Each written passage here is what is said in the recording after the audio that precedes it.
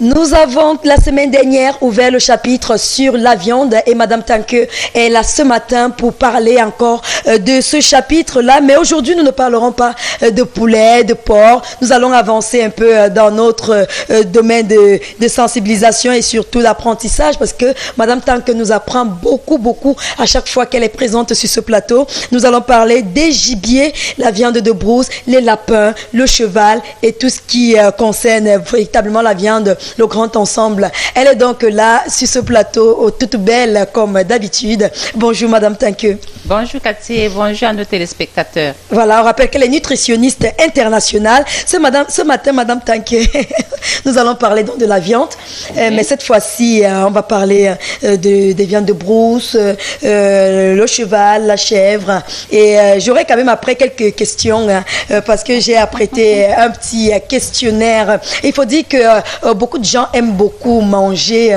la viande de brousse malgré la lutte contre le braconnage. C'est vrai que ça ne concerne pas toutes les espèces. Il y a des espèces protégées. Mais aujourd'hui, nous allons parler des viandes de brousse en général. Le gibier, on appelle le gibier les viandes sauvages que les gens prisent beaucoup parce qu'on estime qu'elles consomment beaucoup plus naturel, entre guillemets. Ah oui, dans les forêts. Voilà. Mais seulement, il faut noter que c'est pas sans inconvénient. C'est vrai que peut-être par rapport aux animaux domestiques, les animaux de l'agriculture intensive, de l'élevage intensif, oui, on peut dire qu'elles n'ont pas d'hormones, elles n'ont pas d'antibiotiques, des résidus d'antibiotiques dans le corps. Ça, c'est déjà un atout. Mais elles ont aussi moins de graisse. Là, c'est un deuxième atout.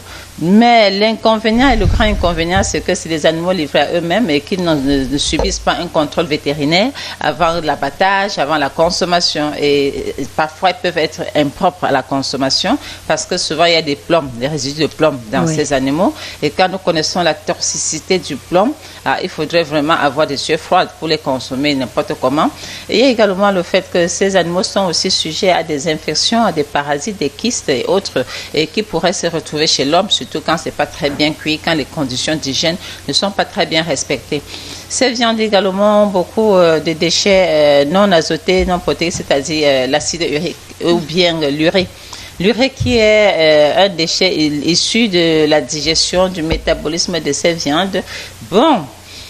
Beaucoup de personnes qui sont enclins aux maladies de la goutte, l'inflammation, l'obésité et autres devraient consommer avec beaucoup de jugeote les viandes de brousse. Surtout se rassurer que c'est passé par un vétérinaire. Donc, et pour les plombs, est-ce qu'il y a l'astuce?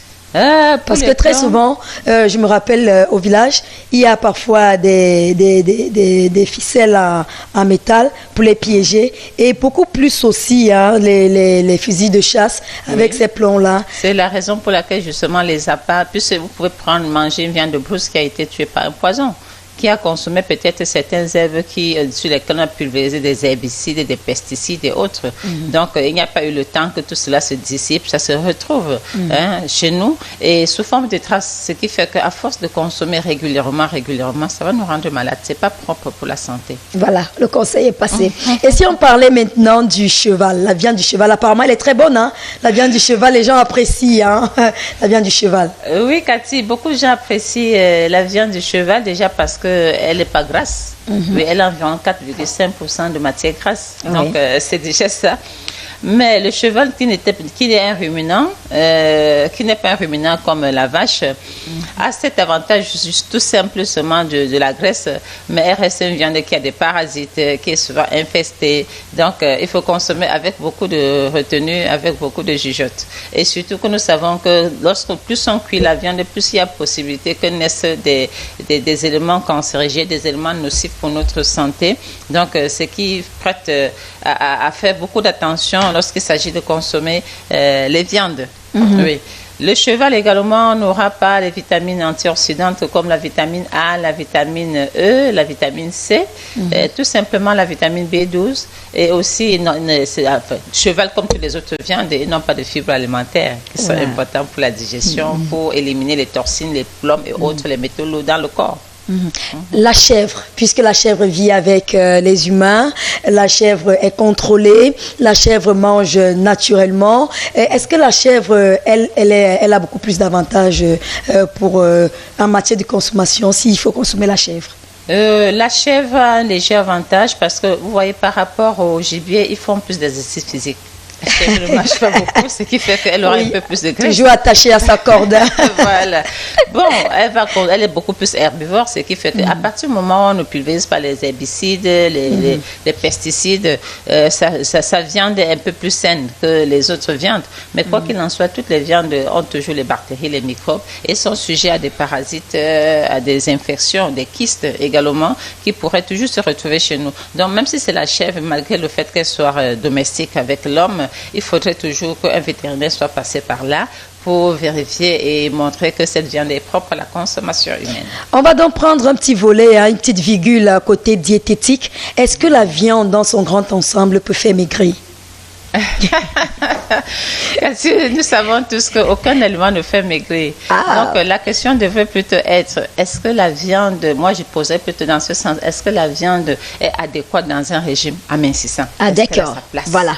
C'est une diététicienne qui vous parle, hein, avec des mots qu'il faut. Voilà, vous savez, malgré toutes les prétentions que les gens pourraient avoir, les régimes carnés, hyperprotéinés, surtout des protéines animales, peut-être connaissent un peu de succès parce que ça fait fondre beaucoup de muscles, mais ils ne sont pas propres, ils ne sont pas sains pour l'équilibre d'un régime. Vous savez que je veuille maigrir ou pas, je dois garder à l'esprit la pyramide alimentaire. Donc, on sait que les apports en énergie et autres devraient être seulement de 15% pour les viandes. Vous voyez, donc, si vous mangez seulement les viandes, vous prenez près de 80%, ça, c'est pas bon.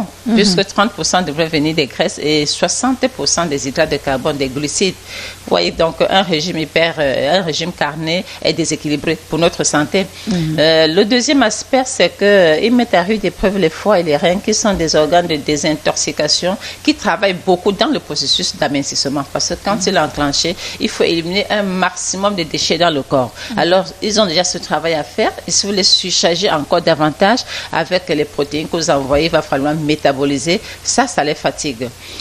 L'autre aspect, c'est les graisses cachées des viandes, les cholestérols et autres. Donc, les mauvaises graisses, quelles que soient les viandes dites maigres ou blanches ou rouges, toujours est-il qu'elles contiennent quand même une quantité de ces mauvaises graisses. Donc, le fait de ne consommer que cela, ça vient surcharger également pour bien créer des problèmes de digestion des lipides, donc des huiles.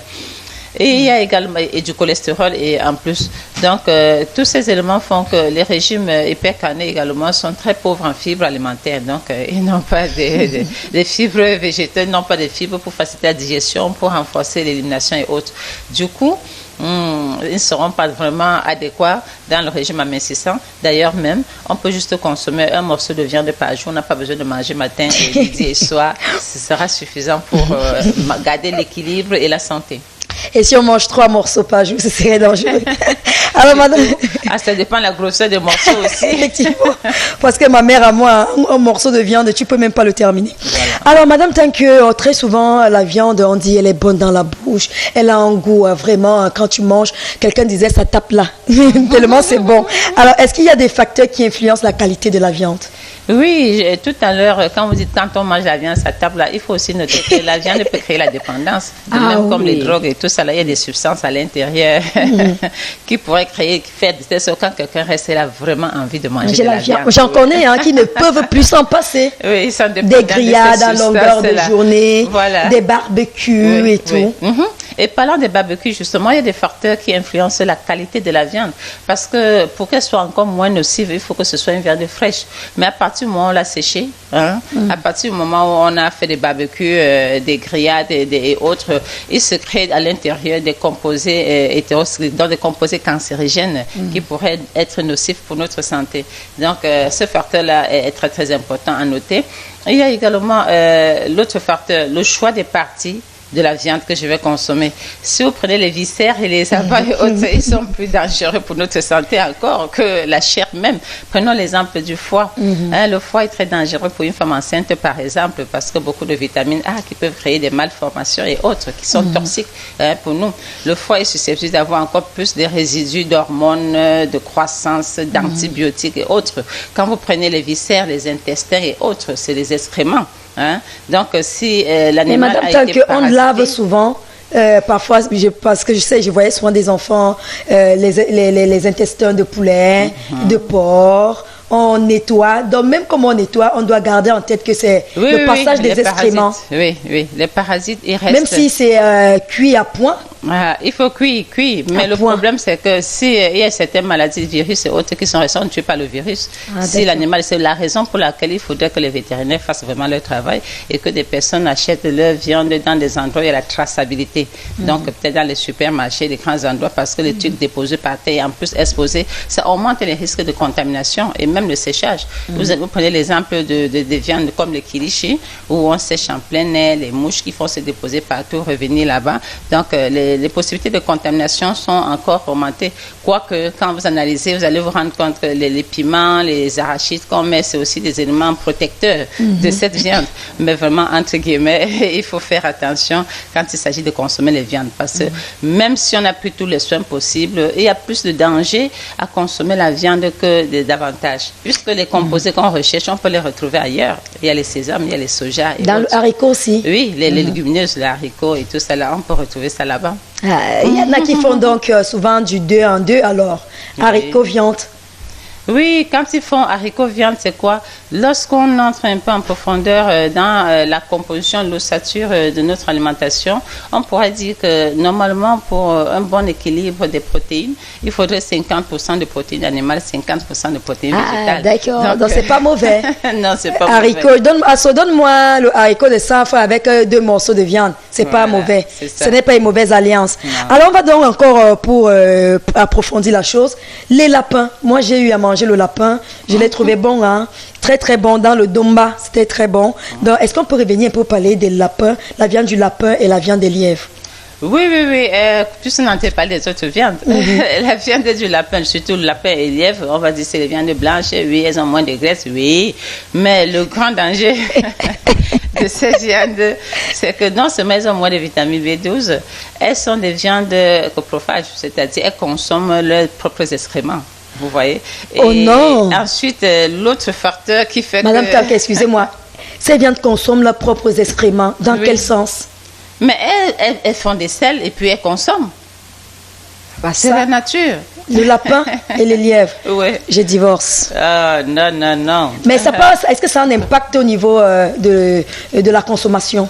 Oui, puisque c'est l'élimination des déchets, des toxines et tout, et si elles sont infestées. L'autre danger surtout là-dedans, c'est que le canal qui conduit, les excréments et les urines se retrouvent débouchés dans un même canal. Donc, ce mélange. Wow. Et vous voyez qu'elle n'est pas en train de faire les excréments à tout moment. Donc, reste pendant un certain temps. Et s'il y a des bactéries, des microbes, des agents pathogènes, ils peuvent diffuser et dans le sang et tout ça, dans la circulation, et infester la viande. Vous voyez un peu le danger. Décidément, la viande n'a pas un bon procès. Oui, et puis il faut dire aussi que c'est pas pour faire peur aux personnes qui mangent. Parce que j'en connais qui aiment énormément la viande. Il faut dire qu'aujourd'hui, les conditions d'hygiène quand même de l'élevage et tout ça ont été améliorées de telle sorte qu'on réduit beaucoup ces risques de contamination et autres. Mais ces risques sont là, ils sont réels. Ils sont réels. Alors, si vous voulez continuer de profiter et de bénéficier des conseils de Madame Tanquet, il faut d'abord venir à Douala parce que c'est ici qu'elle réside. Et lorsque vous êtes à Douala, venez me chercher. Je vais vous amener chez elle. Voilà. OK? Venez me chercher à Kati Minchad. Derrière Madame Tanquet, il serait quelqu'un. Oh, on sait jamais, hein, Madame Tanquet. En effet. Mais on profite quand même pour de la situation géographique. Parcours Vita, précisément, oui, cabinet. Au niveau du Parcours Vita, Macapé Bloc L, le cabinet, c'est Viva Impact, vivre comme un as. Nous ouvrons tous les jours de 9h à 13h, de 14h à 17h. Et les jours fériés et les samedis, on ouvre à 8h et on ferme à 13h. Merci à vous, Madame Tanquet, et merci pour tout ce que vous nous prodiguez comme conseil. Hein, c'est très important. On dit souvent que la nourriture, la mort et la vie se trouvent dans le plat. Vous savez, je propose qu'on parle demain des poissons et puis qu'on les poissons. Poissons et viande. Qu'est-ce qui est mieux? Parce que quand nous allons parler des facteurs qui influencent la viande tout à l'heure, on a oublié de noter que surtout quand il s'agit des charcuteries, il y a les nitrates qu'on met à l'intérieur, les additifs qu'on met beaucoup pour conserver, pour améliorer le goût et tout ça, qui sont très nocifs aussi pour notre santé. Donc, comme tout est poison, il y a de poison que de doses. Lorsque vous consommez, que ce soit la viande ou autre chose, consommez avec modération Toujours. Et surtout accompagner les viandes toujours des légumes comme les oignons, des poivrons, les persils, les céleri, les tomates. Il faut toujours parce que ça va réduire l'incidence de ces composés toxiques sur notre santé. Voilà donc l'astuce finale. Là. Donc pour toutes les personnes qui aiment la viande, voilà donc l'astuce, le secret que Madame Tanque vient de vous livrer en direct du breakfast. Madame Tanque, bonne journée à vous. Je suppose que vous avez beaucoup de choses à faire. Hein? Et c'est un mardi Love. Et le thème d'aujourd'hui, on parle d'amour, des partenaires qui en viennent aux mains au nom de l'amour. Wow. Donc bagarrer pour l'homme de sa vie, est-ce que c'est normal? Ça dépend de comment on bagarre.